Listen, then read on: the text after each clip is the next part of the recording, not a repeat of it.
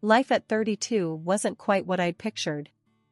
Working as a dentist in a bustling clinic, you'd think I had it all sorted. But behind the professional smiles and polished veneers of my day-to-day, my personal life was fraying at the edges. Ethan and I, Kelly, we'd been hitched for 8 solid years. 8 years that felt both like a blink and a lifetime, especially now that the warmth had seeped out of our marriage, leaving a chill I couldn't shake. We never had kids, not that we didn't try. It just never happened for us, and lately, that felt like less of a disappointment and more like a dodged bullet. My dad's death hit me like a freight train when I was just a kid, leaving me and Mom to fend for ourselves. She was my rock, my safe harbor in every storm.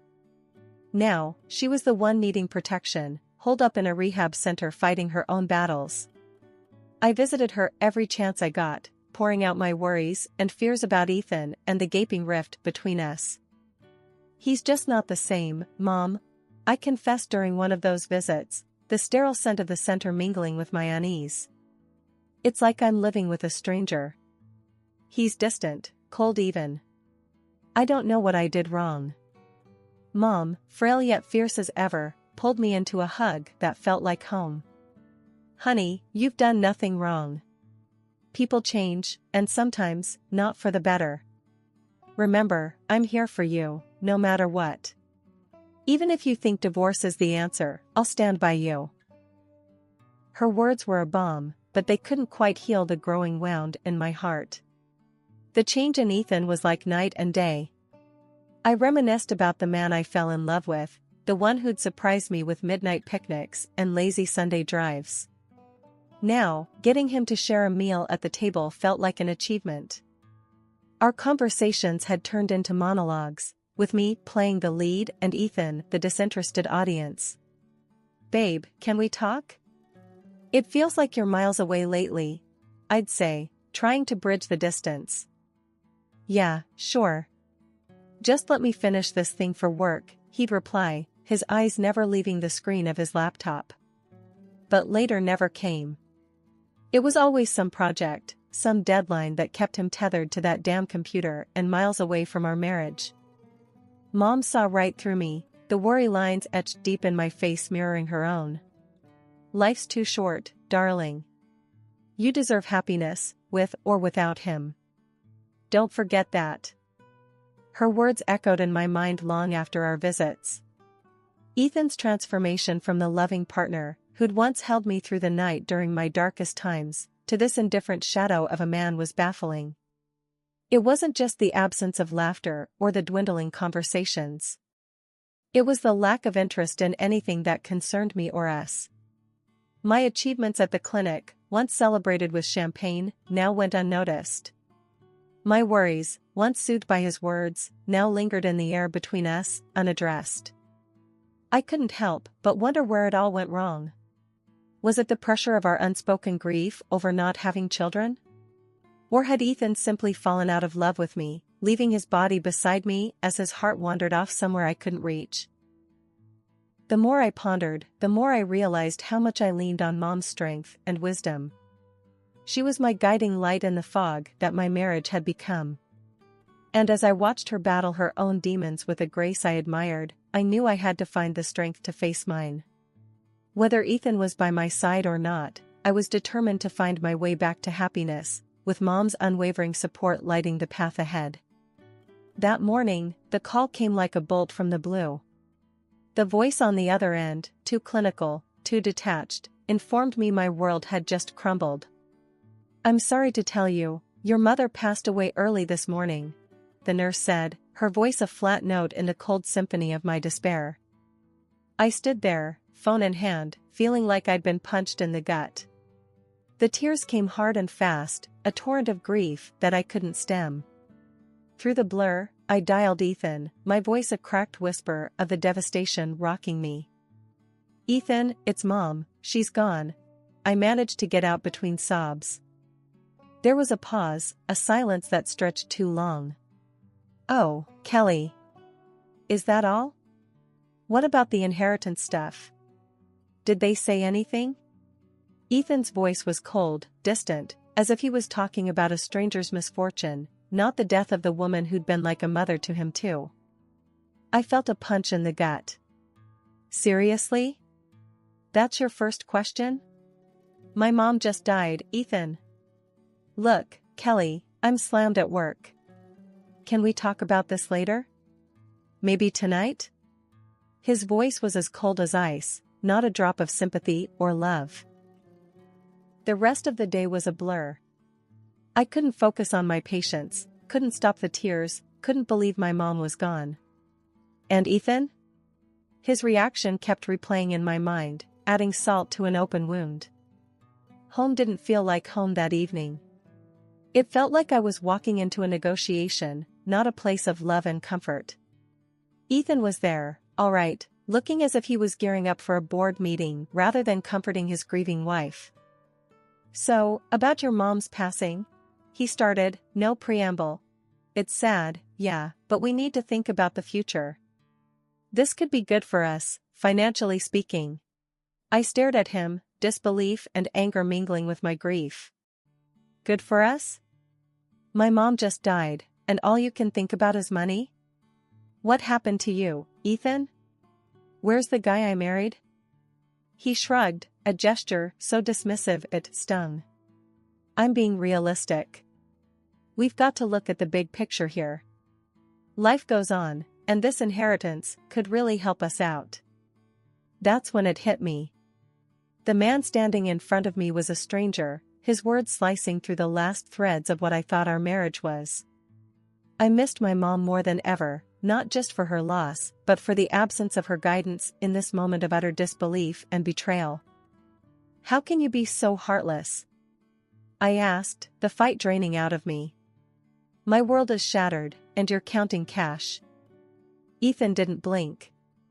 Life's tough, Kelly. Best get used to it. We'll talk more when you're thinking clearly. About the will, I mean. I realized then and there, no amount of money, no inheritance, could fill the void my mother's passing had left, nor could it bridge the chasm between Ethan and me. This was more than loss, it was a revelation of true colors, a beacon of how alone I truly was in my grief. The day of my mom's funeral was a storm of emotions, a whirlwind of grief and disbelief swirling inside me. The ceremony was set, a final goodbye to the woman who'd been my everything. Family, friends, even folks from the clinic where I worked, they all showed up, their faces etched with sorrow and support. But Ethan, my husband, was nowhere to be seen. As the service went on, whispers began to circulate. Where's Ethan? Isn't that her husband's seat empty? The absence of my supposed life partner at such a critical moment was a glaring, painful hole in the proceedings. I could feel the pitying glances, the unspoken questions. I stepped out, needing a moment, and dialed Ethan, my hands trembling with a cocktail of rage and despair. Where are you? The service is about to start, I said, my voice, barely above a whisper, choked with grief. I told you, I've got that big project deadline. I can't just drop everything. Ethan's voice was sharp, impatient. But it's my mom's funeral, Ethan. Can't your work wait for just one day? I could feel the tears threatening to spill over again, frustration mingling with sorrow. Look, I'm sorry, but this is important. We'll talk later, he said before hanging up, leaving me with a dial tone and a heart heavy with betrayal. Standing there, phone in hand, I felt the weight of his absence like a physical blow. The people who came to offer their condolences noticed it too, their whispered words a mixture of sympathy and disapproval. Where's Ethan, Kelly? Couldn't he make it? Aunt Clara asked, her brows knitting together in concern and something else, judgment, maybe. He's caught up with work, I replied, the lie bitter in my mouth. Couldn't get away. She shook her head, patting my hand with a sigh. You're too good for him, dear. The ceremony passed in a blur, each eulogy, each hymn, a reminder of the support I lacked from the one person who had vowed to be there through better or worse. The absence of my husband was a silent scream in the solemnity, his empty chair an echo of the void now in my life. After the burial, as I stood by my mother's final resting place, my cousin Michael approached, his expression a mix of anger and concern. "Kelly, I can't believe he didn't show. If you need anything at all, we're here for you." "Thanks, Mike. I just don't understand. It's like he's not the man I married," I confessed, the words tasting of salt and despair. "He's a fool, and you deserve better," Michael said fiercely. "Don't you forget that." That night, the house felt emptier than ever. Ethan didn't come home, didn't call. It was as if the funeral had been for our marriage too, not just for my beloved mother. Lying in our bed alone, I made a decision. No more excuses, no more waiting for things to get better. I couldn't be with someone who couldn't stand beside me in my darkest hour. But first, I needed to confront him, to say the words out loud. Only then could I start to heal, to rebuild from the ashes of my grief and a marriage I could no longer save. Ethan's absence at the funeral wasn't just a missed obligation, it was the final unraveling of our life together, a clear sign that it was time for me to find my path forward, alone. As dawn crept through the curtains, casting a pale light on the emptiness around me, I steeled myself for the conversation ahead, for the end of one chapter and the uncertain start of another. Since the beginning of our marriage, Ethan and I had one big dream, a home of our own, not just any home, but a place where we could grow together, maybe even raise a family. We'd sit on our cramped second-hand couch in the tiny apartment we rented, poring over house listings and dreaming of the day we'd have enough for a down payment. "It's gonna be beautiful, babe." "A big backyard, a kitchen with an island, room for the kids to play," Ethan would say, his eyes lighting up with every word. I believed in that dream just as much, imagining holiday dinners and a house filled with laughter. Fast forward to now, and that dream felt like a cruel joke. Standing in our kitchen, bank statements in hand, the reality hit me hard. Our account, once steadily growing with every sacrifice and saved penny, was empty. I felt like the floor had given way beneath me. When Ethan walked through the door that evening, I was waiting, the bank statements still clutched in my hands. "Ethan, where's our money? Our account is empty. All those years of saving. What happened?" He just shrugged, a nonchalant gesture that fueled my growing anger. "Needed it for some urgent stuff." "Don't worry about it." "Urgent stuff?" I shot back, my voice rising. "That was our future, Ethan."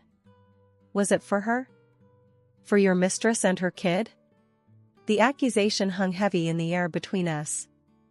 Ethan's face went pale, his usual confident demeanor faltering. How did you know about that?" Without a word, I slammed the photos on the table in front of him, pictures of him with another woman, their intimacy undeniable, and a child that bore a striking resemblance to him. His expression crumbled, the truth laid bare between us. This is where our dreams went, Ethan? To another family?" My voice broke, the pain and betrayal slicing through me. Ethan opened his mouth to respond, but the words seemed to fail him. The man I had married, the one who shared my dreams, was a stranger now, his choices unraveling the life we had built together.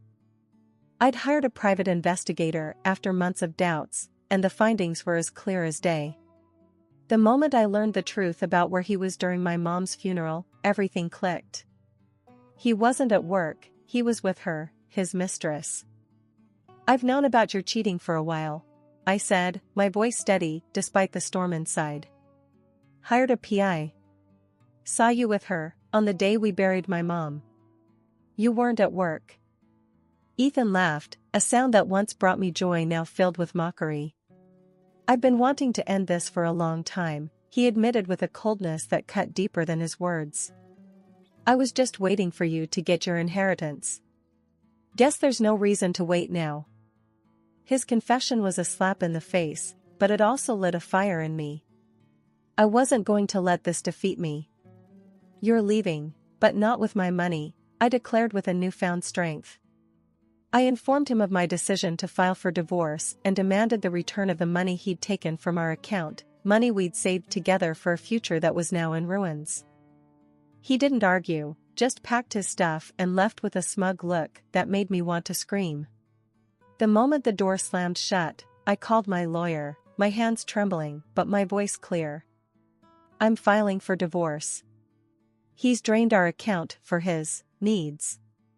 I want that money back. The lawyer was optimistic, a small comfort. You've got a strong case. Gather all your evidence, photos, bank statements, everything. We'll go after him for every penny. As I hung up the phone, I felt a sense of clarity. The man I had married, the life we had built together, was gone. But in its place was a chance for a new beginning, one where I could rebuild on my own terms, without deceit or betrayal shadowing my steps. The courtroom was charged with tension, a silent battlefield where eyes did most of the talking. When it was finally time to face off, Ethan couldn't even look me in the eye.